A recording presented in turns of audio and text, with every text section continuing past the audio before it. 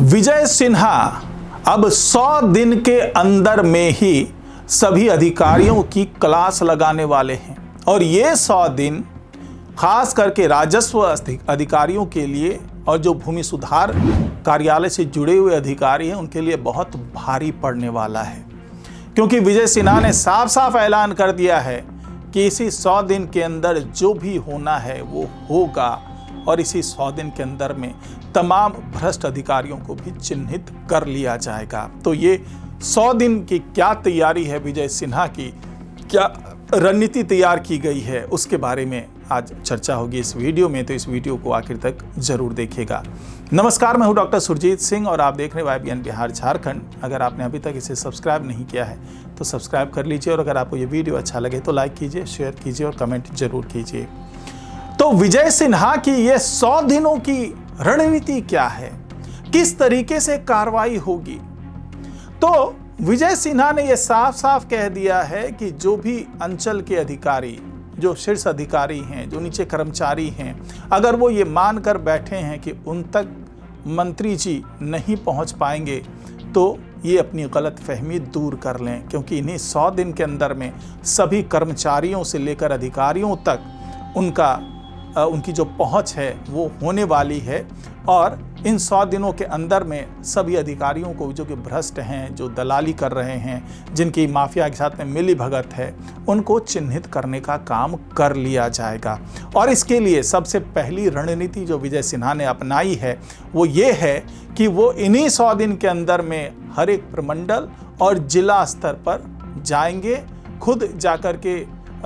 भूमि कल्याण जनसंवाद का आयोजन करेंगे और वहाँ पर सीधे सीधे जनता के साथ मुखातिब होंगे, लोगों से मिलेंगे, उनकी समस्याओं को समझेंगे। तो ये तो पहला चरण है जिसके तहत ये सीधे सीधे जनता के साथ जुड़ेंगे और उससे मैपिंग हो जाएगी एक तरीके से कि कहाँ कहाँ पर इन्हें समस्या आ रही है, कहाँ कहाँ पर दिक्कत हो रही है, कौन कौन से अधिकारी ऐसे हैं जो इनका सहयोग नहीं कर रहे हैं, कौन कौन से अधिकारी हैं जो भ्रष्ट हैं, जो कि रिश्वत की मांग करते हैं या फिर माफिया के साथ मिले हुए हैं। ये एक तरीके से फीडबैक जनता के माध्यम से विजय सिन्हा अपने पास लेने वाले हैं। साथ ही दूसरे चरण में जो होगा वो ये होगा कि उन्होंने साफ साफ निर्देश दे दिए हैं अंचल स्तर के तमाम अधिकारियों को भी और कर्मचारियों को भी कि अब जमीन विवाद से जुड़े जितने मामले हैं उसकी सुनवाई थाने में नहीं होगी, बल्कि उसकी सुनवाई अब अंचल के जो कार्यालय हैं वहां पर ही होगी। जहां अभी तक ये व्यवस्था थी कि जो भी जमीन विवाद से जुड़े हुए मामले होते थे उनकी सुनवाई थाने में होती थी, जहां पर वो थाना इंचार्ज और अंचल के जो अधिकारी होते थे वो बैठते थे और ज़मीन से जुड़े हुए जो मामले हैं उसकी सुनवाई करते थे। लेकिन अब नई व्यवस्था के अनुसार अब ये जितने भी ज़मीन विवाद से जुड़े मामले हैं उसका निपटारा अंचल के जो कार्यालय हैं वहाँ पर ही होगा और वहाँ पर थाना इंचार्ज की मदद ली जा सकती है, वहाँ पर थाना इंचार्ज आ सकते हैं। और ये जो कोशिश हो रही है वो इसलिए क्योंकि जो लोग हैं वो थाने पर जाने में हिचकते हैं, डरते हैं, बेखौफ नहीं हो पाते हैं। तो अंचल के कार्यालय पर जाकर के बेखौफ तरीके से अपनी बात ये लोग रख सकते हैं और साथ ही न केवल बात रख सकते हैं बल्कि जो पुलिस है, जो अदालत है, उस पर जो ज़मीन से जुड़े हुए मामलों की जो लोड होता है वो लोड कम होगा, ऐसी जो है उम्मीद जताई है विजय सिन्हा ने। क्योंकि अगर अंचल स्तर पर उन शिकायतों का निपटारा नहीं हो पाता है तभी थाने की तरफ रुख करेंगे लोग, और ये उम्मीद जताई है कि अगर मन लगा करके काम करेंगे अधिकारी से लेकर कर्मचारी तक तो हर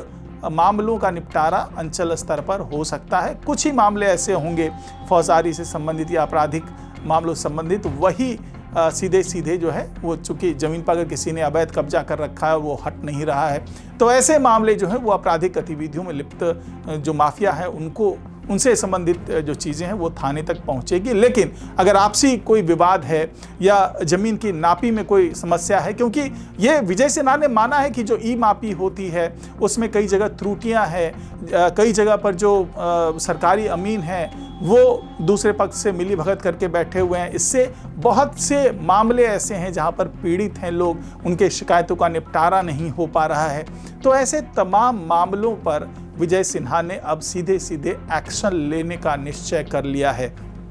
और साथ ही ये तो आपसी जो ज़मीन है, जो निजी भू है, उससे संबंधित ये मामले हैं। इसके अलावा जो सरकारी ज़मीन से संबंधित जो विवाद है उसकी सुनवाई भी आंचलिक स्तर पर होगी। और अगर अंचल के अधिकारी खुद संज्ञान लेकर के ऐसी ज़मीनों का पता लगाते हैं तो उनको पुरस्कृत करने का काम भी किया जाएगा, उनको सम्मानित करने का काम भी किया जाएगा। तो विजय सिन्हा ने साफ साफ निर्देश दे दिए हैं कि इन चरणों के तहत अगले 100 दिन के अंदर में कार्रवाई अगर होती हुई नजर नहीं आई तो तमाम जो भ्रष्ट नेता हैं, जो ऐसे आपराधिक गतिविधियों में लिप्त जो अधिकारी हैं, वो सभी लोग जो हैं वो